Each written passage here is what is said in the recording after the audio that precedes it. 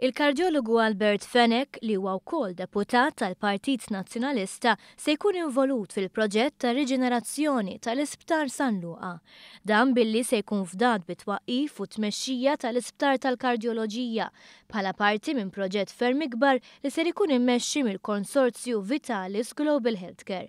Vitalis Global Healthcare huwa konsorzju magħżul mill-Gvern biex imexxi proġett ta' 200 miljun euro fil-qasam tas-saħħa li fl-aħħar xhur tant kien ikkritikat mill-Partit Nazzjonalista. Proġett li mhux biss se jiġġenera l-Isptar San Luqa iżda anke l-Isptar Ġenerali ta' Għawdex u l-Isptar Karin Grek.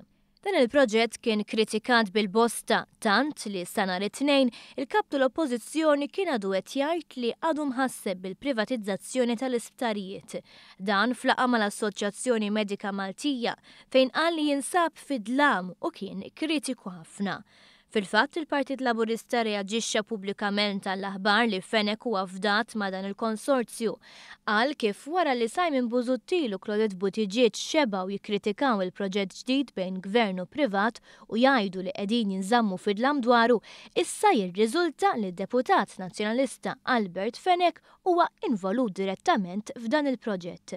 Il-Partit Laburista qal li jaqbel mal-Professur Fenek li ġie kkwotat jgħid li l-proġett il-ġdid li se jkun parti minnu se jkun mill-aqwa u se jkollu l-aqwa tagħmir u expertise.